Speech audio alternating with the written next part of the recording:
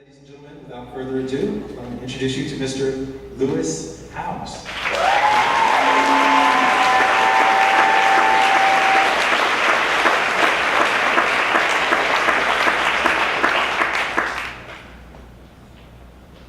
Good to be here. How's everyone doing? Yeah. I like it. If you have a dream or you've ever had a dream, put your hand on your heart. And then put your other hand in the air. This is such a beautiful room. Okay, hands down. Tonight I want to talk about dreams and the power of dreams. I believe that there is no point to any of this if we don't have a dream. If we don't have a dream, what's the point? If we're living dreamless, it's hard to really feel fulfilled. It's hard to feel like there's purpose, there's meaning, if we don't have something we're working towards, pursuing. Now, if we never achieve the dream, it's not the point, but it's the having the dream, I believe, is what's most important. So I want to talk about the power of dreams, how I found my first dream, and the two different types of living with dreams. I believe that we can live with dreams and be miserable, or live with dreams and be fulfilled. Who would like to live with dreams and be miserable? Raise your hand. Okay, how many of you would like to achieve all your wildest dreams and have them be fulfilling? Raise your hands. Awesome. So I want to share with you guys a little journey that I've been on about dreams, about suffering in dreams, about being fulfilled in dreams. You guys cool to go on the journey with me? I heard Christine. I can distinctly hear her voice. You guys cool to go on the journey with me? Awesome. This is the shine. This isn't supposed to be like super meditation. I know. Let's get some energy here, right? So my first dream, I remember it vividly. I was a little boy, 5 years old. I didn't really know what I was doing. I think at 5, we just want to hang out, we want to be accepted, and we want to be loved. At least I know I wanted to be accepted and loved as the youngest of 4. And I remember being on the couch one day, Saturday afternoon, being on the couch next to my dad, who was my hero. My dad was my hero. Larger-than-life figure. Who here who has a father that is a larger-than-life figure, is their hero, is someone they really looked up to? Raise your hand if your father was that for you growing up. For me, he was a larger-than-life. And I remember looking at my dad, and he would just put his hand on top of my head. We would watch college football together. He loved the Ohio State Buckeyes. Anyone from Ohio here? Couple? OH? Thank you. We watch Ohio State football, college football. My dad would get so excited when the announcers would talk about the All-American athletes. And I was like, Dad, what's an All-American? You know, they're being talked about constantly on this TV, on the game. What's an All-American? What's that mean? And he would look down at me. He'd be like, son, these are the greatest athletes in the country. I was like, wow, that's pretty cool. I want to be one of the greatest athletes in the country. How do I do that? Like, you can do anything you want. You just have to believe and you have to have a dream. And so sitting on my couch, my dad, his hand on my head, I said, okay, this is my dream. I'm going to be an All-American athlete. And I vividly remember that was my first dream, my first moment of having something that I felt like I wanted to work towards. Something that was meaningful to me, that I gave meaning to, was this dream.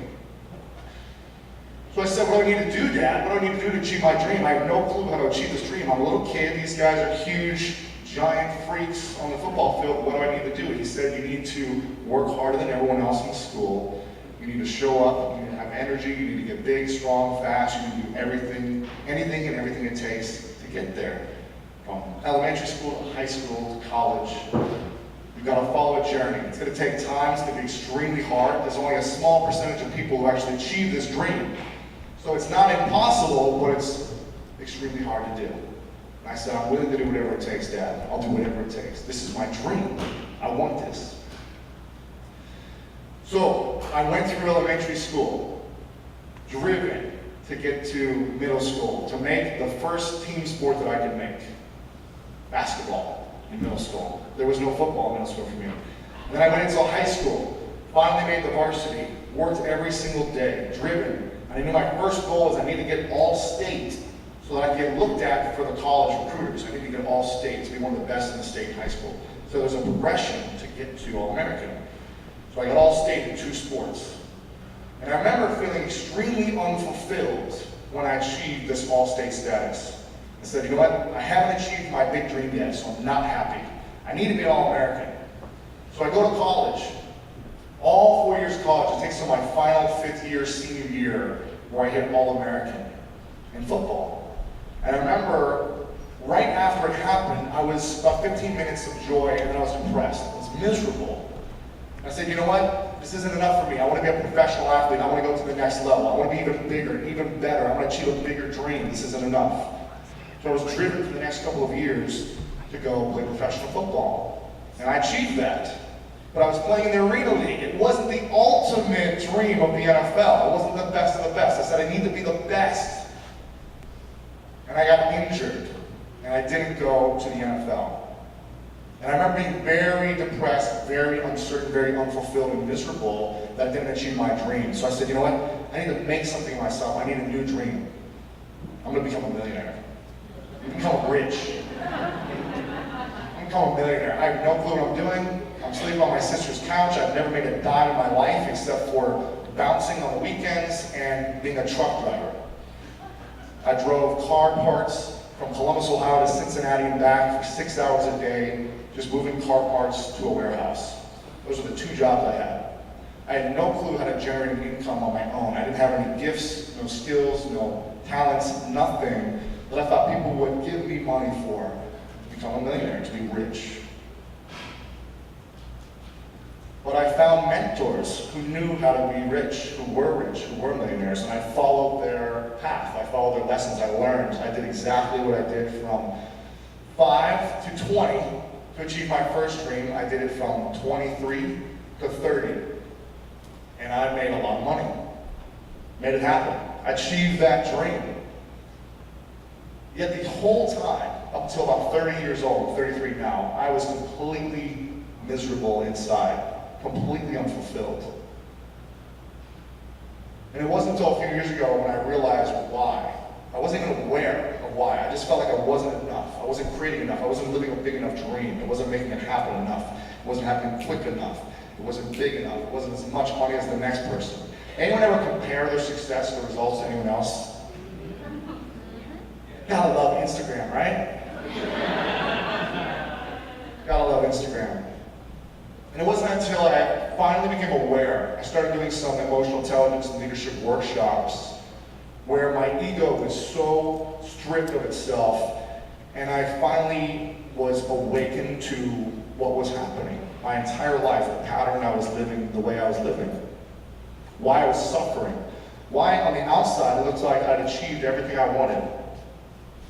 Everyone would always ask me, how are you doing this? How do you achieve so much? How do you set a goal and a dream and make it happen seemingly easy?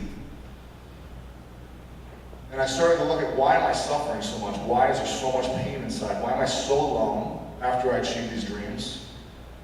Why am I always hurting? Why do I hate myself inside? And I started to uncover a lot of things I realized were holding me back. So a lot of things holding me back from feeling fulfilled in my dreams. I was suffering my dreams the entire time. I was living a nightmare. And when I started to uncover it, I realized, wow, there are some things that I did that I've been holding on to for a long time. Some of you, how many of you have ever listened to a podcast or heard about my podcast? Just so I'm aware, show of hands. Thank you guys very much. It means a lot to me. Some of you may have already heard some of these stories. But when I was 5, I was raped by a man that I didn't know. And for 25 years, I held on to this resentment and anger and frustration and defensiveness. Anytime I ever felt stepped to or attacked or anything by a man, woman, friend, family member, girlfriend, didn't matter, I had to react. I had to defend myself. Because I was never going to let anyone hurt me ever again.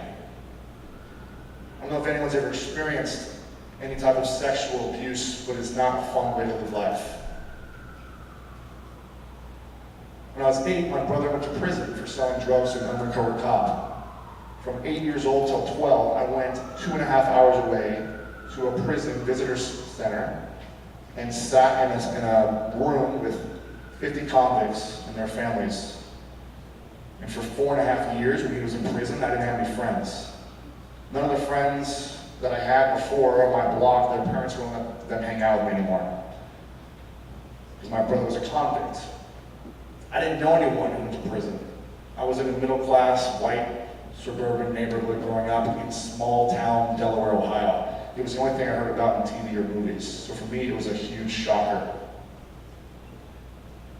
When I was 10, I would get into trouble over and over and over and get sent to the principal's office. And every time I went there, I said, I don't want to live. I don't know what the point of my life is. I want to die. And I would say it over and over again. I don't know why I'm here. I wish I were dead. And those words, when you hear someone in elementary school say that, you shouldn't take it lightly. My 3 older siblings all tried to commit suicide when I was growing up. They all tried to commit suicide. My sister tried to jump off the roof. My brother almost overdosed on drugs and had to pump the drugs out of him at the hospital. My other sister tried to cut her wrist. And I remember thinking to myself that if I attempted to kill myself, I probably wouldn't be here. Because I'm committed to achieve my dreams, I'm going to make that happen too. You know what I'm saying? I'm a stubborn son of a bitch, right? And it wasn't until a few years ago when I started to uncover and be aware for the first time of how I was living, how I was showing up, that I was living a nightmare. I was suffering because I was holding on to so much negativity, so much anger, so much resentment for all the instances that have happened in my life, from the rape, from my brother going to prison, from my parents getting divorced, from my siblings trying to commit suicide, from being bullied, being picked last, always in elementary school, from being made fun of, from never having any friends. I just beat myself up constantly. The only reason I had these dreams was to prove people wrong. Was to prove everyone else wrong, that I mattered, that I was worthy, that I was accepting of love, that I was worthy of love. I think that's all I really wanted, was to feel worthy of love and acceptance, to belong. That's really what I wanted. I wanted to belong. So I did everything I could to make sure everyone else noticed that I was the best, that I would achieve my goals. I was so committed to creating extraordinary results, but at the price and the cost of hurting myself and everyone else around me.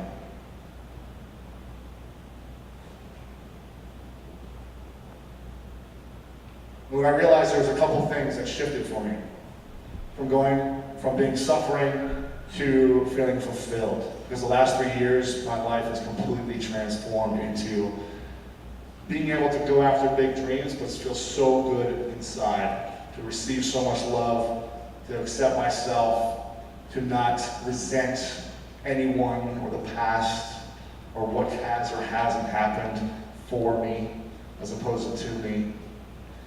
There's a couple things I want to talk about. The first thing is gratitude. Man, when I started to live and be gratitude, my life shifted. It's really hard to be resentful, frustrated, angry, and grateful at the same time. Try it sometime. Try being grateful for anything in your life and then getting mad. It's really challenging. Gratitude is the antidote of anger. Whenever you're angry, frustrated, or pissed off, just think of 3 things you're grateful for. This is a simple, universal principle that works every time. So every morning I wake up and I say the things I'm grateful for and I write them down. Every night before I go to bed, the last person I'm talking to, I first invoke what are 3 things you're grateful for, and then I reply with mine. And then when anyone calls me and leaves a voicemail, you'll know that I usually don't pick up. But the voicemail says, if you want me to call you back, tell me what you're grateful for first. Every day I'm being, living, walking, acting in gratitude, because it's a daily practice for me, because I can easily shift back and be the most resentful, angry person in the world if I choose to be, and every day is a choice. So live in gratitude is my practice, it's my ritual, It's my way of being, and I invite you all to live in gratitude. The second thing that shifted from a nightmare of suffering inside, hurting people, walking all over people to achieve my dreams, to empowering others to live their dreams as well and give them joy and life and love, was to live a life of giving. Yes, the first thing we need to give to is ourselves. Because if we're not full, it's hard to give it away.